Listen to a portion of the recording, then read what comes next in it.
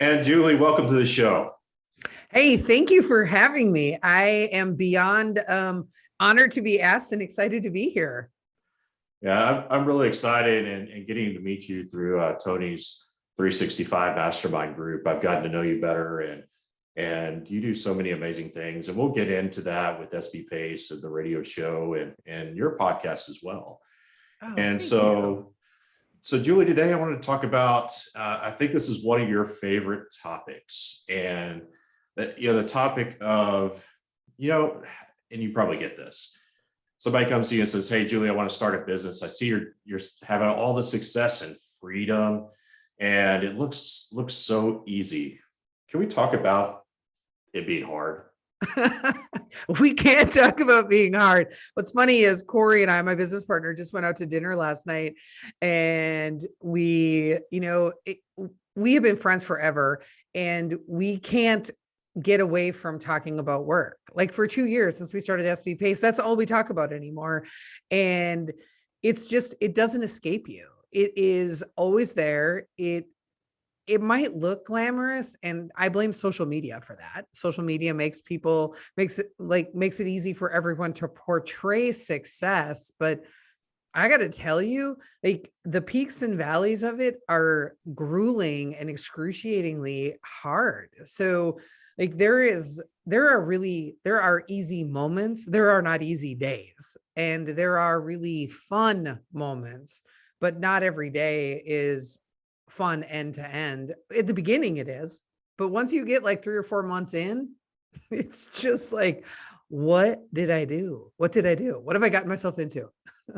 Yeah, let's talk about that. So social media, right, Mhm. or fake book, as a lot of people call it. And you see oftentimes, I call them the flex post, where they're at a nice restaurant and they're talking about how successful of a day they had. Yet you never hear or see the challenges, which I don't like that either. I see people post about the struggle, and they're trying to get people on board with them about the struggle. And it's like, well, that's just weak. Tell me your thoughts on social media and how it's really created this distorted view of owning a business. Yeah. Oh, so first off, I hate social media, and I hate the fact that we are all so dependent on it.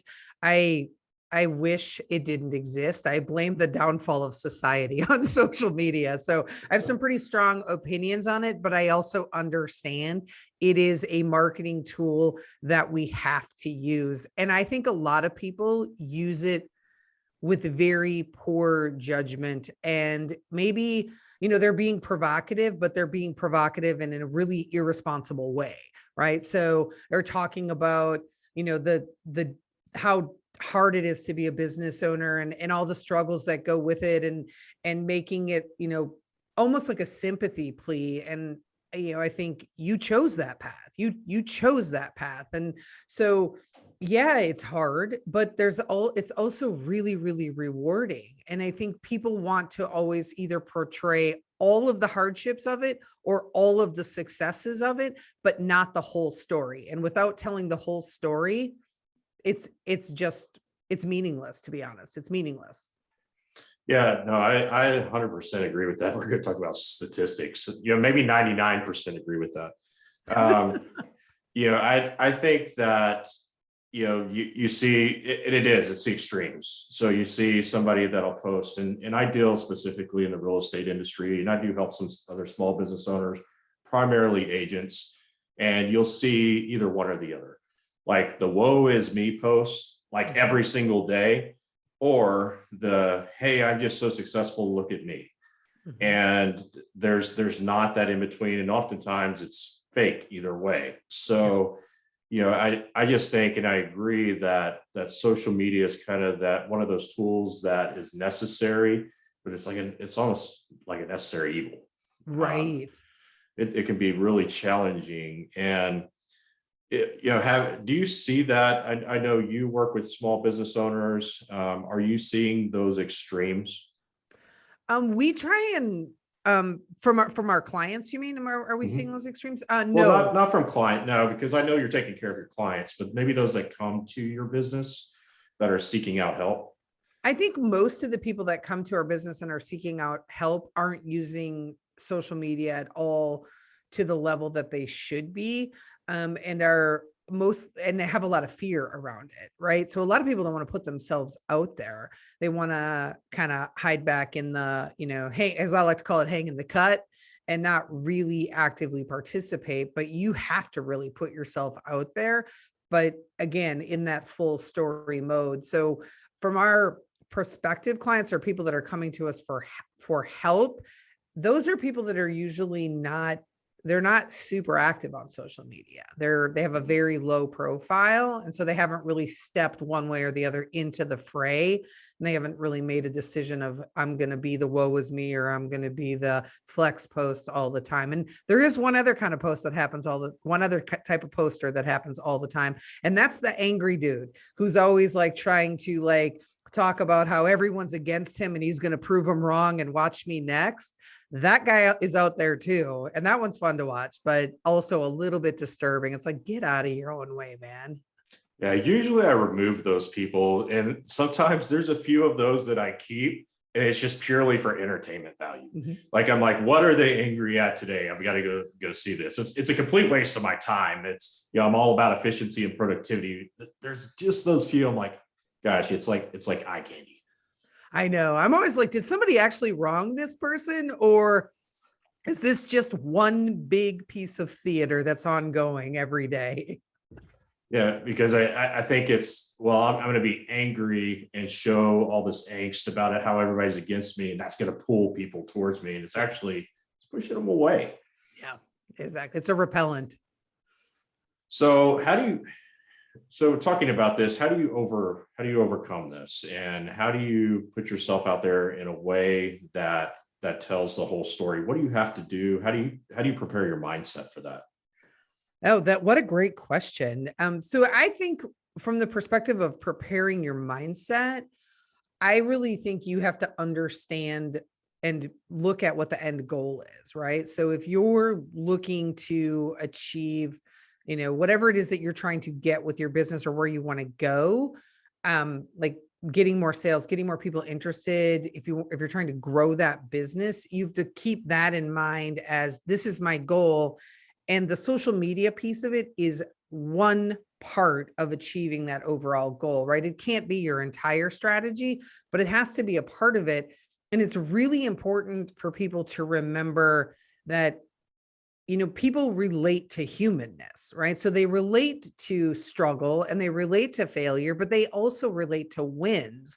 And they relate to non-work things, family things. And, if you're out, like you're training for a marathon, whatever it is that's happening, they relate to all of it. And when they see you as a human, they're far more likely to want to engage and follow and really get to know you. And that's where the trust comes in. And eventually they may become a customer. They might not be your ideal customer, so they may never buy from you, but they may know somebody who will. So it's portraying all the pieces of your life in a really genuine way and in a responsible way. I think that's where you have to look at the end goal and then figure out how to weave pieces of your life into it. Yeah, I think authenticity is one of the most important things. And, especially with businesses that are using online mechanisms to capture people, is to build the trust in order to earn that business. And that circling all the way back, we're going to Jim Psaki right here. We're going to circle back. That's hard, right? That is hard. It definitely is. And there are some things in your life that you may not want to reveal, right? So interestingly, I will tell you a little story, and one that Corey and I have crafted very well and are very protective of. One of the reasons that people follow us and listen to us is because people are so curious about what our relationship is. Like, what are we? Are we just business partners? Are we friends? Are we a couple? Are we married? Like, people who don't really, really know us, aren't deep in our circle, don't know. And we don't ever address it intentionally. We leave it very, very vague. And just in case there's any of those people on here, I won't reveal on here what it is either. I was about to ask. I was like, did he get the scoop? Yeah, no scoops given on this one. But we know that people go insane on social media when we post pictures of the two of us together. They're the pictures, they are the things that get the most likes and the most comments, the most engagement. People love our podcasts for the way that we engage together. And so we know that. And we also know that that curiosity is out there. And so we just keep that going. It's just part of our story. And we're not telling. Yeah, sometimes having something that's creates that sense of curiosity. And I think a lot of business owners miss that because they put every single thing out there. It's nice to have that curiosity to keep people coming back and trying to figure it out. I think that's just human nature, right? Yeah. And it wasn't intentional. It's just that, when it comes to our relationship, we're both very private and we're both very protective of it. And so we don't think it's necessary for anyone to know. And a lot of people make assumptions and we just let them, and we never even correct the assumptions. We just, okay, just let it go. But it helps to, it's a part of our story that people are interested in and that we can continue to leverage, but it's not malicious, and we're very responsible about the way that we work that into what we're doing. Yeah, that's awesome. So you came from a corporate background and then went to an entrepreneur role, which is a majority of people. They'll start out with the job and then make a decision that, okay, I want to do something different, something greater, build something for myself. What were some of those thoughts in your mind that made you take that jump? I am pretty much unhireable, Jeremy. I have been fired from more jobs than most people have. I have been fired from 13 jobs, 13, right? And I think most people don't even have 13 jobs in their entire lifetime. And for the last job that I got fired from, I was running an M&A team, a mergers and acquisitions team for a Fortune 500 company. And I was on the road for 5 years straight. On the road. And I loved what I was doing, but I hated the way the business functioned. I never felt like I was adding enough value. I fought really, really hard for the people the companies that I was helping to integrate into the larger corporate system. And a lot of times it felt like I was fighting against my own boss to do the right thing and to help these people. And I got fired and I was so filled with shame over it. Almost every close friend I had was from work, from that job. And I disconnected from every one of them except Corey. Corey was the only person who I didn't, because Corey's a robot. And so he wouldn't have known if I was feeling shameful or not, because he just can't recognize emotion. And so he's the only person I continued to talk to. And I got fired on February 14th of 2018. And Valentine's Day. The worst part is they actually flew me to Southern California when I was living in Minnesota. They flew me to Southern California to fire me, to make me find my own way home. That's awful. It was awful. It was awful. And I was so embarrassed over it. And for the longest time, I just couldn't get it out of my head. I couldn't get out of my own way on it. And I found something else right away, but it didn't matter because I was really defeated over it. When I found out the number of people who knew that I was going to be fired before I knew, it was devastating to me. And so it's only been, probably in the last year since really meeting Tony and getting to know Tony better, that I have really embraced the fact that I am unhireable. And I love being a business owner and helping small businesses so that they don't have to go back to corporate America. Because I think it takes a special kind of person to be an entrepreneur, but it takes a really, really different kind of person to succeed as one. And I like playing a part in people's success. Yeah. I think that's something to kind of take home. That was a really powerful point you made, is is being that person that is unhireable. And I feel like I kind of worked through that. My progression in working with real estate brokerages was I got to a place where I just felt like I couldn't grow anymore where I was at. And I had that deep desire to do that and help more people. And thus I went out and started my own company. And best decision I ever made. Was it easy? Absolutely not, right? Because you have that corporate support and the help and the people around you, and to go fishing for clients, they're like right there. Where now it was like, okay, I'm on my own and I have to do this now. And I don't think a lot of people understand that is starting out as an entrepreneur or solopreneur, you really kind of are on your own for a while.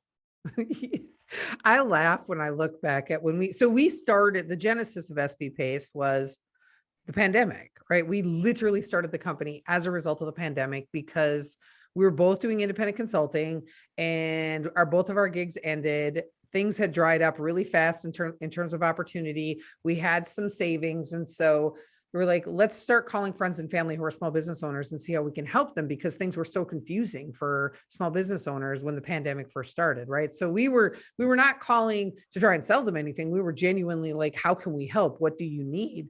And they started telling other people, hey, you should call these guys. They're really good. They can help you. And we're probably like 2-3 weeks into doing that when we realized, hey, I think we're onto something. We should actually start a business. And so, we formalized it, started the business. But it took us, Jeremy, I laugh now. It took us, we started the business March 27th will be our anniversary where we have been in business for 2 full years. And we didn't realize until probably September that we actually needed to focus on sales. We had this silly, stupid notion, if we build it, they will come, because what we're doing is so amazing. Nothing could be further from the truth. And I laugh, I'm like, how did we go that long? But neither one of us had a sales background. And so I think we were both probably a little bit intimidated by it, the thought of having to go out and get our own clients. And now, honestly, doing the sales part is probably one of my favorite parts of the business, because I never look at it as selling. I look at it as service and as relationships.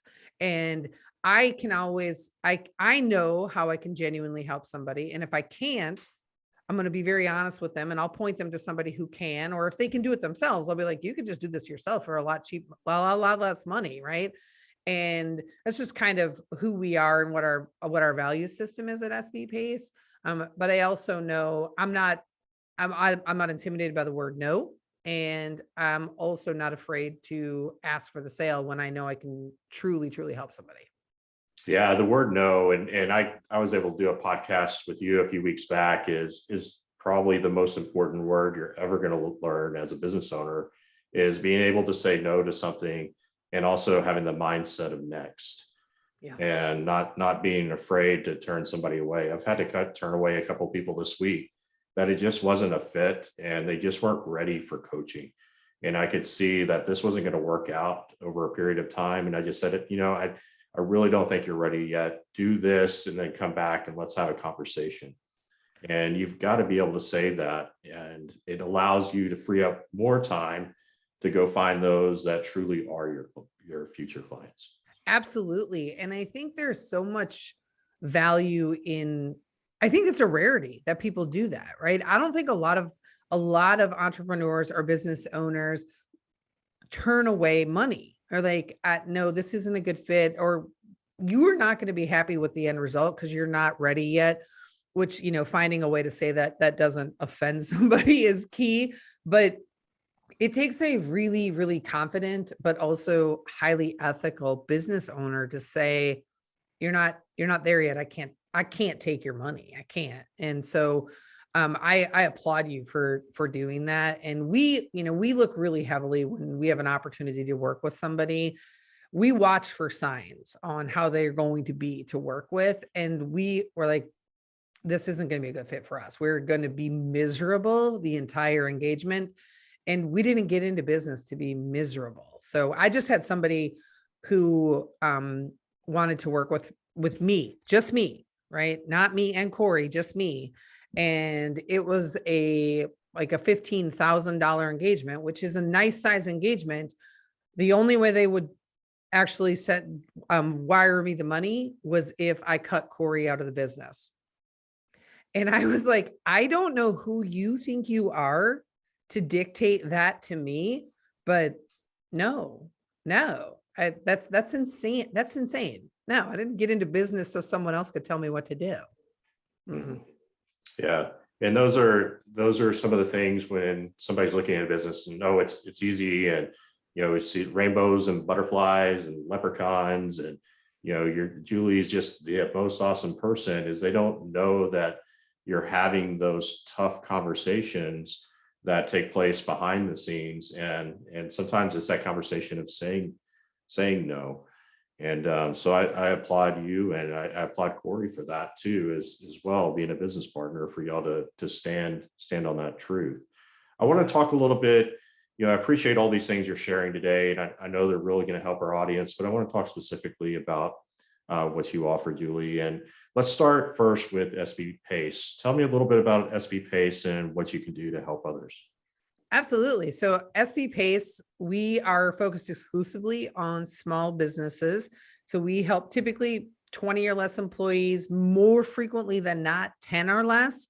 And really to simplify it, the top areas that we help business owners is one, if you're trying to win, new business, we can help with pitch decks or proposals, right? So we are killer at creating really amazing pitch decks and proposals that not only are these like beautifully designed assets, but they also lay out the entire plan of how you can execute, right? So you can win the business and then have the plan for how you're going to deliver that business that you've won. We also are really huge on competitive analysis, right? So we do competitive analysis for people to help them find the gap so they can differentiate themselves and really win in the marketplace. It's one of our favorite things to do.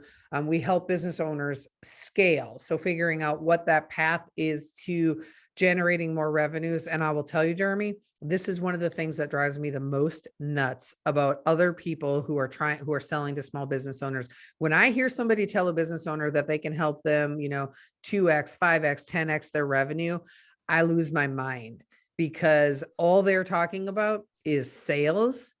And most entrepreneurs and small business owners don't have the foundational structure to support that type of growth. So we look at it holistically.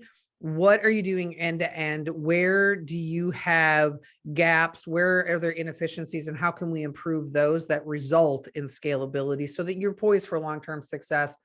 And then finally, we help people fire themselves. So going from being an owner-driven business to a process-driven business so that you can free up more time. So you're not everything in your business is dependent on you. So that's SB Pace.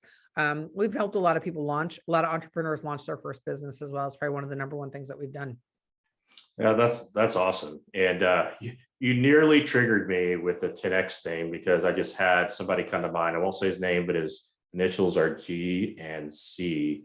And that just drives me absolutely nuts, because most of them don't have the foundation to even do that. So they go pay tons of money.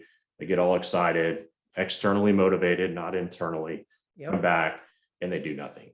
So awesome. Tell me about, you've also got a national radio show and a podcast. We do. And we have a second business. Can I tell you about our second business? Oh yeah. Tell me about that. So we have a business called Certivium, because we like really weird names. And Certivium is also for small business owners, and it is focused exclusively on customer engagement and social media management. So on the customer engagement side, what we found is that if you're like a solopreneur, you've got like only 2 or 3 employees, it's really hard to keep up with every social channel and where customer feedback, questions, complaints, testimonials are coming from. So we handle that as part of our customer engagement service. And then on the social media management, we really have like 3 different offerings on that one. We're super proud of that because it was born out of a necessity to help clients. We went out, I probably interviewed 15 to 20 different social media management companies trying to find solutions for some of our clients. And everybody was so overpriced and under delivering in terms of what they were giving them that we're like, let's just create our own. So we can do either just content planning, we can do content planning and asset creation, or content planning, asset creation, and posting. So we do a lot, and we do it all really, really affordable and no contracts. We're a no contract kind of business. We're not going to lock you in for something. Yeah. We have a weekly national radio show. It's called Defeat the Chaos, and it is on the Voice America Business Channel every Thursday at 9 a.m. And that we have a lot of fun with, where we talk about current events. We sometimes go a little off the rails. We just recently discovered we're allowed to curse on that show. So lately they've been curse riddled, but it's been, that's a lot of fun. And that again is targeted at entrepreneurs to help them, sort of calm down that chaos inside their business and become more efficient and more process driven. And then we have a podcast, Biz Quick, which is a top rated business podcast. We're almost 200 episodes in. And that one I'm really proud of BizQuick. I feel like every single time we record an episode, we get just a little bit better at what we're doing. So it's been a lot of fun. Yeah, it was a great honor and opportunity to be on it, and y'all did a great job. The finished product was amazing. So we haven't even talked about it. You do have a best-selling book too. Oh yeah, we do. Goodness gracious. It's so funny. One of my friends told me once, do you ever do anything at the shallow end of the pool? And I'm like, I guess we do a lot. We do. We wrote at the very beginning of the pandemic, when we started the business, we also wrote a book at the same time. It's called Seriously Now What? A Small Business Guide to Disaster Preparedness. We realize now it's probably poorly titled, in that it's really about building a strong foundation for your business. It comes with a workbook, and it's available on Amazon. Awesome. So if somebody's listening today and they're like, hey, I want to meet this Julie person, I want to connect with her, she might be able to help me in my business, how do they connect with you? Easiest way is our website, sbpace.com, and that has all of our social links. It also has, you can schedule a call or shoot us an email. Everything you need to know is right there. Awesome. Well, Julie, thank you for taking your time out of your busy schedule, all these things going on in your world. Amazing. And pouring into the audience. I know they're going to grab some things from today that are going to be able to help them, not just in their business, but also in their life. So thank you. Well, thanks for having me, Jeremy. It's been great.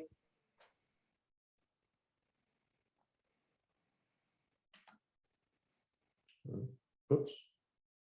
Let's see. I'm going to take that out.